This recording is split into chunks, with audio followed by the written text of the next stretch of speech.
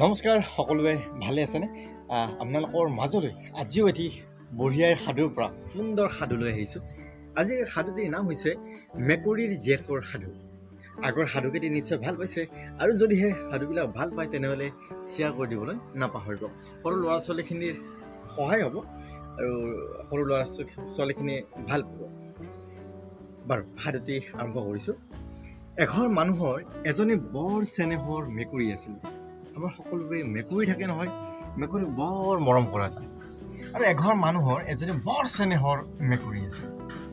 তাই গাভিনী আছিল। ঘৰৰ গিৰিহঁতনীও ঠিক সেই সময়তে গা ভাৰি আছিল। মানে ঘৰৰ গিৰিহঁতনীও গা ভাৰি আছিল আৰু মেকুৰীজনীও গাভিনী আছিল। মেকুৰীজনীৰ বৰকৈ মাছ খাবৰ মন যোৱাত তাই মোৰ মাছ খাবৰ মন গৈছে বুলি গিৰিহঁতনীক ক'লে। মেকুৰী মাছ এনেও খাই ভাল পায়। গিৰিহঁতনীয়ে উত্তৰ দিলে, আইহে তই চপাই কচাই আনি দিলেহে মই খাবলৈ দিব পাৰোঁ, নহ'লেনো ক'ৰ পৰা দিম। ইয়াকে শুনি মেকুৰীজনীয়ে সেইদিনাখনৰ পৰা অইনৰ ঘৰৰ পৰা চুৰি তাৰি কৰি বা ডকা হকা কৰি কোনো ৰকমে মাছ আনি দিবলৈ ধৰিলে। আৰু ইফালে গিৰিহঁতনীয়ে কি কৰে, মাছ ৰান্ধি বাঢ়ি খাই মেকুৰীজনীক সেই মাছৰ কাঁইটখিনিহে দি দিয়ে। মেকুৰীজনীৰ মনত বৰ দুখ। মেকুৰীজনীয়ে দিনে মাছ আনে আৰু গিৰিহঁতনীয়ে দিনে সেইটো কামেই কৰে, নিজে মাছখিনি ৰান্ধি বাঢ়ি খায় আৰু কাঁইটটো মেকুৰীজনীক খাবলৈ দিয়ে। বৰ বেজাৰ লাগিল মেকুৰীজনীৰ। বেজাৰ লাগি মেকুৰীজনীয়ে কি কৰিলে, মোৰ পেটত যি আছে তাইৰ পেটলৈ যাওক আৰু তাইৰ পেটত যি আছে মোৰ পেটলৈ আহক, এই বুলি মেকুৰীজনীয়ে শাও দিলে। ইয়াৰ কিছুদিন পাছতে সঁচাসঁচিকৈয়ে গিৰিহঁতনীয়ে দুটা মেকুৰী পোৱালি জন্ম দিলে আৰু মেকুৰীজনীয়ে দুজনী ছোৱালী পালে। আতৌ পুতৌ কৰি মেকুৰীয়ে ছোৱালী দুজনীক কোনো ৰকমে ডাঙৰ দীঘল কৰিলে। ছোৱালী দুজনীক ঘৰতে থৈ মেকুৰীয়ে নিতৌ মাছ গাখীৰ ইত্যাদি বিচাৰি যায়। ছোৱালী দুজনী জনা হৈ সিহঁতে এদিন মাকক ক'লে যে আই, তুমি যদি গাঁৱলৈ যাওঁতে কোনোবাই তোমাক মাৰি পেলায় তেনেহ'লে আমি কেনেকৈ জানিম, আমি কি কৰিম আই? তেতিয়া মাকে এজোপা তুলসী গছ, এনেকুৱা এজোপা তুলসী গছ আৰু এমলা গাখীৰ থৈ ক'লে, যদি কোনোবাই মোক মাৰে তেন্তে তুলসীজোপা জয় পৰিব আৰু গাখীৰখিনি বা গাখীৰ মলা ক'লা হ'ব, তেতিয়া তহঁতে মোক বিচাৰি যাবি। আৰু ইয়াৰ দিন দিয়েকৰ পিছতে তুলসীজোপা জয় পৰিল আৰু গাখীৰ মলা কেহেৰাজ বৰণীয়া হ'ল। তেতিয়া মাকৰ কিবা হ'ল বুলি জানি কান্দি কান্দি ছোৱালী দুজনীয়ে মাকক বিচাৰি গ'ল। সিহঁতে ভালেমান দূৰ গ'ল। ভালেমান দূৰ যোৱাৰ পিছত ভনীয়েকৰ পিয়াহ লাগিল। পিয়াহ লাগোতে ওচৰতে নদী এখন আছিল। নদীত কি কৰিলে, বাকে গ'ল আৰু ভনীয়েকে পাৰতে আছে। বাকে মানে পানী অলপ খালে, তাৰ পৰা পানী খাই ভনীয়েকৰ কাৰণে যেতিয়া পানী আনিব ধৰিলে তেতিয়া জল কোঁৱৰে মাত লগালে, যদি তোমাৰ হাতৰ আঙুঠিটো মোক দিব পাৰা তেন্তে তুমি পানী নিব পাৰা।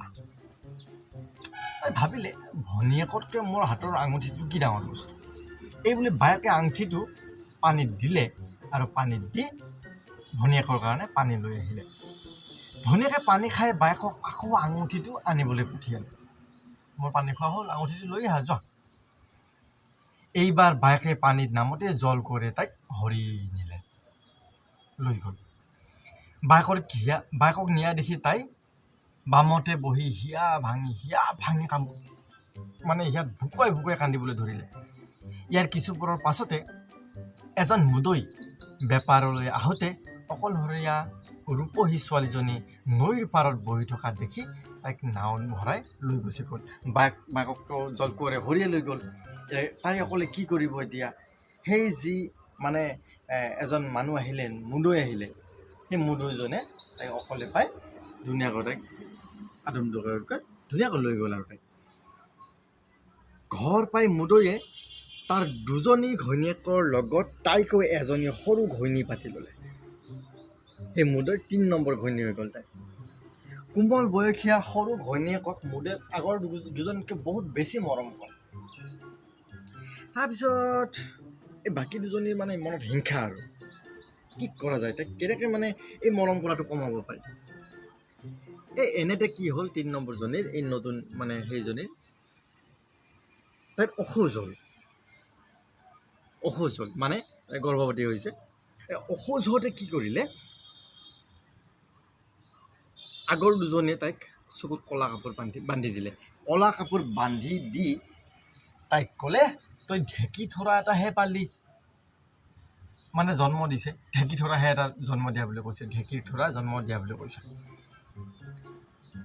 কিন্তু আচলতে তাই কি পাইছিল, মতা ল'ৰা পাইছিল, ল'ৰা সন্তান পাইছিল। তাৰপিছত কি কৰিলে, এই ল'ৰাটোক কি কৰিলে, নৈত উটাই দিলে সিহঁতে, আৰু ঢেঁকী থোৰাটো আগত থৈ দিলে, তই ঢেঁকী থোৰাহে পাইছা। ইফালে জলকোঁৱৰে হৰি নিয়া বায়েকে সেই উটাই দিয়া ল'ৰাক ভনীয়েকৰ ল'ৰা বুলি জানিব পাৰি তুলি তালি ডাঙৰ দীঘল কৰিলে। চাওক কেনেকুৱা কথা, ইহঁতে পানীত পেলাই দিলে, আৰু সিপিনে সেই ভনীয়ে, জলকোঁৱৰে হৰি নিয়া ভনীয়ে এই ল'ৰা সন্তানক পাই গ'ল। মুদৈয়ে সৰুজনী ঘৈণীয়েকৰ এইবোৰ কথা সঁচা বুলি ভাবি তাইক কুলক্ষণীয়া তিৰোতা বুলি ঠিক কৰি ল'লে, আৰু নিজৰ ঘৰৰ পৰা খেদি চোৱাপাতনিত ঘৰ এটা সজাই দি থ'লে। তাই চোৱাপাতনিত এটা ঘৰত দুখেৰে দিন কটাবলৈ ধৰিলে। আৰু এদিন মুদৈয়ে বেপাৰলৈ যাওঁতে পানীৰ মাজতে জলকোঁৱৰে তেওঁৰ নাওখন ধৰি ৰখালে। মুদৈয়ে নাওখন কোনো ৰকমে এৰুৱাব নোৱাৰি কি কৰোঁ বুলি বিচূৰ্তি হৈ থাকোঁতে পানীৰ মাজৰ পৰা কোনোবাই মাত এটা লগালে, তুমি এটা সকাম কৰিবলৈ গাত লোৱা, কেতিয়া কৰিবা তাক থিয়াংকৈ কোৱা, আৰু তোমাৰ তামোলৰ হাঁচতিখন আৰু লাখুটিডাল পেলাই থৈ যোৱা, তেহে তোমাৰ নাও মুকলি হ'ব। মুদৈয়ে উপায় নাপায় এটা বৰসবাহ কৰিবলৈ দিন ঠিক কৰি হাঁচতিখন আৰু লাখুটিডাল তাতেই পেলাই দিলত নাওখন এচাটকৰে এৰাই গ'ল। আচলতে সেই ঢেঁকী থোৰা জন্ম হোৱা বুলি যে কৈছিলে, আচলতে ঢেঁকী থোৰা জন্ম হোৱা নাছিলে, ল'ৰা সন্তান এটা নহয় দুটা জন্ম হৈছিলে। আৰু সেই ল'ৰা সন্তান দুটা পানীত নৈত এৰি দিছিলে, পেলাই দিছিলে, আৰু সেই জেঠায়েকে পাইছিলে, এজনী যে হৰি নিছিলে যে, সেই জেঠায়েকে তুলি তালি ডাঙৰ দীঘল কৰিছিলে। সেই জেঠায়েকে এই ল'ৰা দুটাক সকলোখিনি কথা ক'লে, কেনেকৈ সিহঁতৰ জন্ম হ'ল, কি হ'ল, সকলোখিনি কথা বিৱৰি ক'লে। বিৱৰি কৈ সিহঁতক ক'লে, তহঁতে তোৰ যে মানে দেউতাৰাই এতিয়া বৰসবাহ পাতিছে, এই গোটেইখিনি কথা সেই বৰসবাহত মানুহখিনিৰ আগত তহঁতে কবি, এনেকৈ ক'লে। এতিয়া সেই ল'ৰা দুজনৰ বাপেক হ'ল মুদৈজন, আৰু মুদৈজনে কি কৰিছিলে, লাখুটি আৰু হাঁচতি নৈত তাতে থৈ আহিছিলে। সেই সবাহৰ দিনা কি কৰিলে, ল'ৰা দুজনে লাখুটি আৰু হাঁচতি লৈ আহিল মুদৈৰ ঘৰত সবাহ খাবলৈ। মুদৈৰ ঘৰত মানে দেউতাকৰ ঘৰতে, আৰু ডাইৰেক্ট চোৱাপাতনিত গৈ মাকক মাত লগালে। মাকক মাত লগাই পানী খাবলৈ খুজিলে।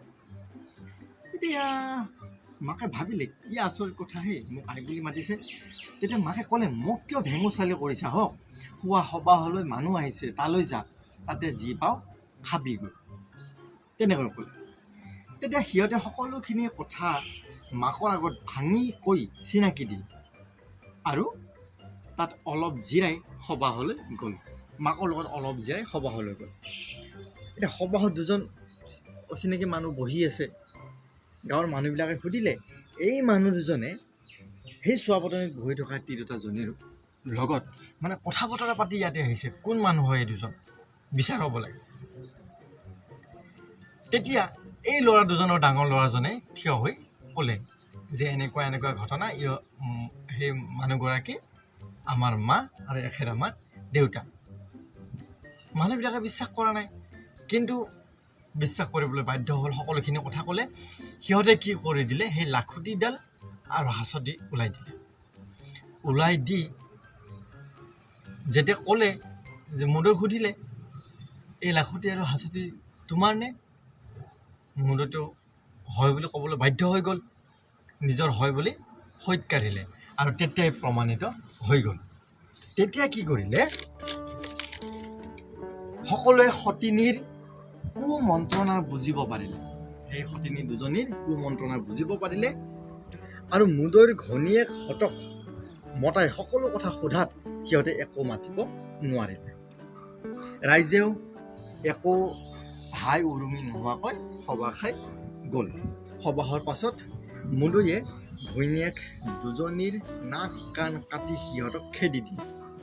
আগৰ দুজনীৰ নাক আৰু কাণ কাটি দিলে আৰু কাটি সিহঁতক খেদি দিলে আৰু ল'ৰা দুটিৰে সৈতে সৰু ঘৈণীয়েকক আনি ঘৰ সোমালে। ল'ৰা দুটিও বাপেক মাকৰ বুকু জোৰাই লগতে থাকিল। আৰু ইমানতে আমাৰ এই সাধুটি শেষ হ'ল। নিশ্চয় ভাল পালে সাধুটি, আৰু এনেকুৱা ধৰণৰ সুন্দৰ সুন্দৰ সাধু পুনৰ আপোনালোকৰ মাজলৈ লৈ অহাৰ প্ৰতিশ্ৰুতিৰে আজিলৈ বিদায় লৈছোঁ। নমস্কাৰ।